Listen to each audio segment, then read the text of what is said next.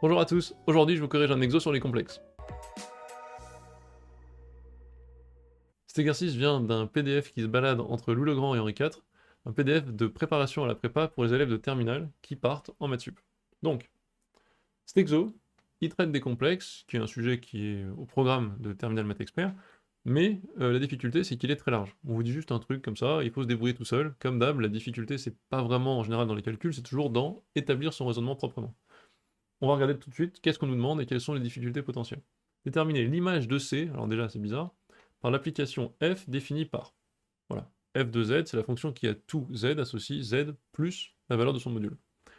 L'image de C, quand on est encore en terminale, quand on entend ça, il faut le traduire. Donc en fait, il faut penser que comme pour une fonction dans R, on veut connaître en fait l'ensemble des images de la fonction. Donc je vous montre un petit exemple.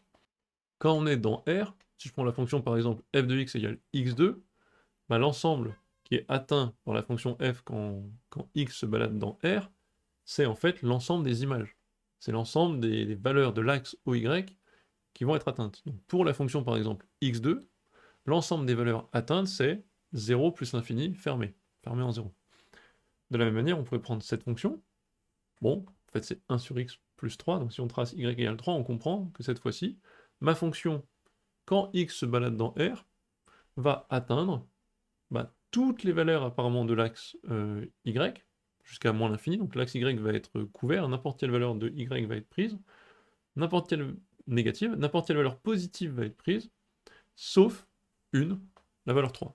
Donc là, je pourrais dire l'ensemble des valeurs atteintes, c'est pas tout l'axe, c'est pas tout R, c'est l'ensemble des valeurs réelles sur l'axe, sauf 3. Voilà, juste un petit exemple pour vous rappeler ça, et c'est ça en fait qu'on va vous demander maintenant, mais pour l'ensemble des complexes. Et donc, la question qu'on peut se poser, c'est est-ce que l'ensemble grand C est atteint en entier? On a vu par exemple sur la fonction 1 sur x de tout à l'heure que la valeur 3, enfin il y a une seconde, que la valeur 3 n'était pas atteinte. Est-ce que ici ça va être pareil? Donc, premier raisonnement, bah, piste numéro 1, on fait le truc bateau qu'on sait faire, on pose z égale a plus ib pour a et b de réel. A et b de réel. Donc on pose ça et puis on voit un peu ce que ça fait f de z. F de z, bah, ça coule un peu tout seul, hein, c'est a plus ib plus module de z qui est bah, racine de a carré plus b carré. Je réorganise tout ça histoire d'avoir d'un côté la partie réelle, d'un côté la partie imaginaire, comme on fait tout le temps pour les complexes. Donc ça donne ça.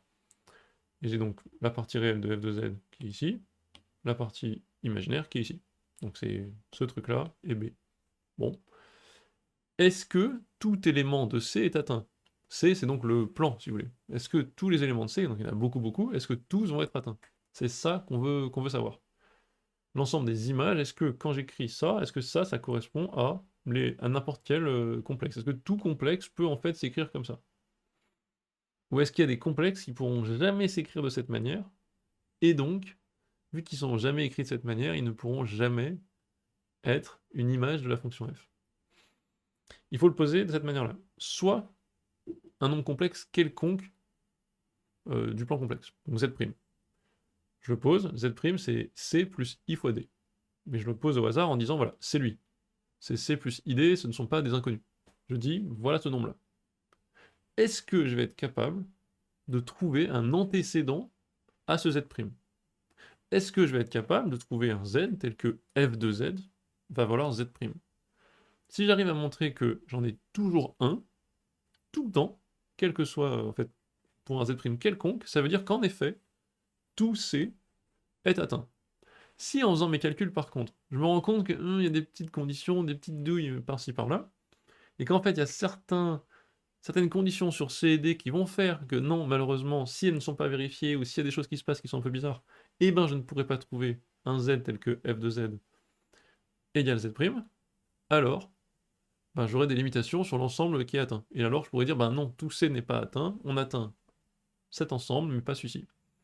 Donc, c'est ça, je prends un Z' quelconque avec C et D fixé dans mon raisonnement, je le pose, pouf, j'en prends un au pif. Est-ce que quand j'en prends un au pif comme ça, je suis toujours capable d'en trouver un autre, A plus IB, tel que f de z égale Z'?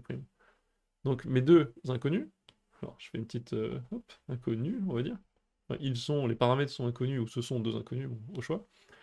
Ces deux-là vont être mes inconnus. Et je vais essayer d'exprimer, si j'ai C plus ID quelconque, est-ce que je peux trouver un unique antécédent avec A et B?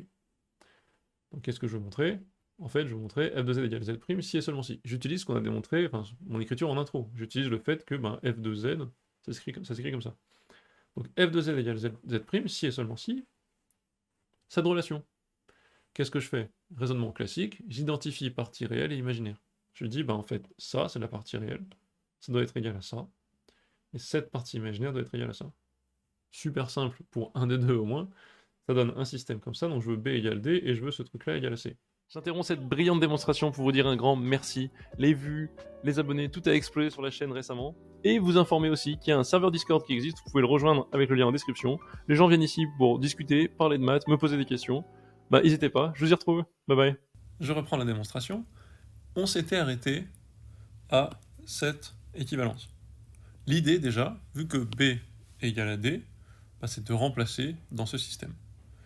Et donc là maintenant, ce qu'il va falloir faire, c'est quelques remarques sur quel est l'ensemble des C qui peut avoir un antécédent. Donc, quelles sont les contraintes? Moi je cherche donc encore une fois les C plus ID pour lesquelles j'aurai un antécédent par la fonction f. Y a-t-il des contraintes déjà qui apparaissent sur C? On va regarder ça. Première remarque, quand j'ai donc ce système ici, là, je l'ai remis en petit, je n'ai aucune contrainte sur D égale l'image de Z'. Donc au niveau de l'image de Z', ça veut dire que, quel que soit le Z' que je prends ici, il n'y a aucune contrainte sur l'image, c'est-à-dire que quelle que soit l'image, normalement a priori, ça ne me bloque pas, ça veut dire que je peux trouver des antécédents pour n'importe quel Z', quelle que soit son image. Au niveau de C, il y a plus de contraintes. Je sens ici qu'en fait tous les C ne vont pas pouvoir vérifier cette égalité. Donc on sent qu'il y a peut-être avoir certains C qui ne vont pas respecter cette forme-là. Donc là, dans cette forme-ci, la première intuition que je peux avoir, c'est qu'en fait ça, c'est positif, et que peut-être que le tout est positif. Si c'est le cas, ça va vouloir dire qu'en fait, dès qu'un C n'est pas positif, c'est mort, je n'aurai pas ce système qui sera possible, et donc, les nombres avec C négatif vont être exclus. Donc vérifions rapidement si c'est en fait bien une contrainte qu'on a ici. Donc l'intuition c'est que C est positif ou nul. C'est en fait assez facile à démontrer. Comme C c'est A plus racine de A2 plus D2, D2 c'est un carré, donc en gros D2 c'est positif ou nul, je peux écrire que C c'est plus grand ou égal à A plus racine de A2. Je vous mets un petit rappel très important ici. Racine de A2 c'est valeur absolue de A. En effet, si A est négatif, il faudra écrire moins A ici. Racine de moins 7 au carré, ce n'est pas moins 7, c'est 7. Et donc, on obtient C plus grand ou égal à A plus valeur absolue de A. Si A est positif, ça fait 2A. Si A est négatif, ça fait 0. Dans tous les cas, cette chose-là est positive. Donc C est positif. Donc ça, c'est intéressant. Ça veut dire que j'aurai un antécédent uniquement pour les Z' tels que partie réelle de Z' est positive ou nulle.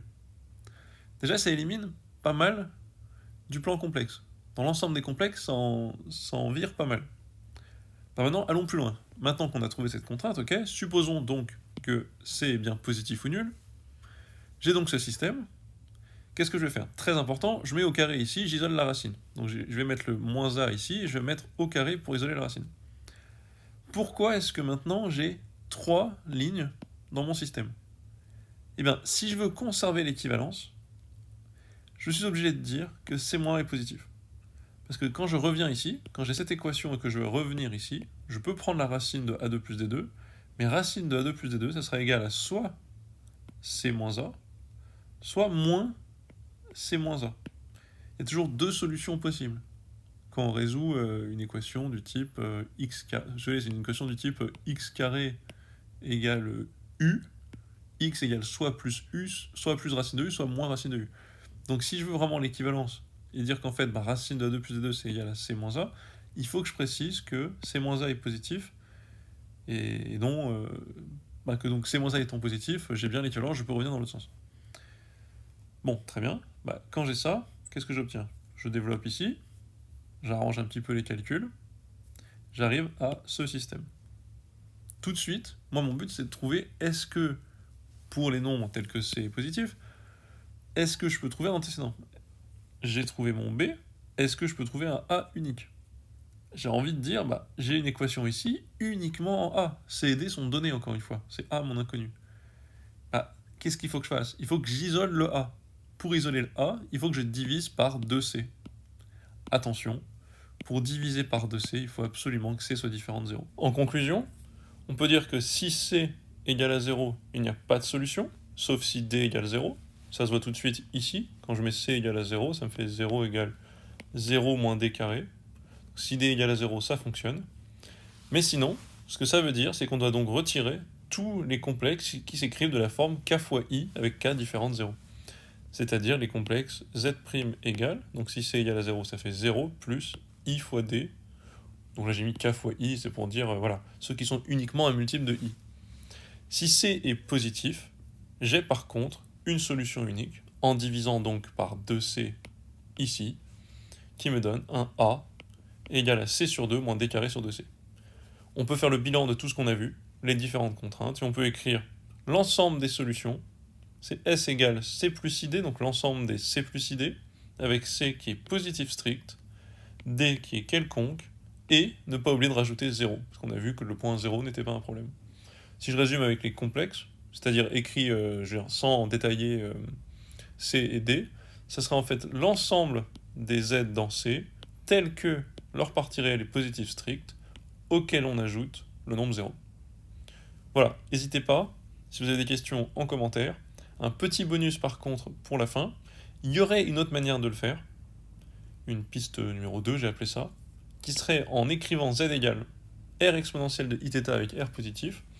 C'est un peu plus technique, il faut connaître la technique de l'angle moitié, peut-être qu'à terme je ferai la démonstration. Voilà, ça sera intéressant, en tout cas c'est faisable, vous pouvez regarder si vous connaissez. Autrement, moi je pense que je vais m'arrêter là, et je vous retrouve soit sur le Discord, soit dans une prochaine vidéo. Bye bye.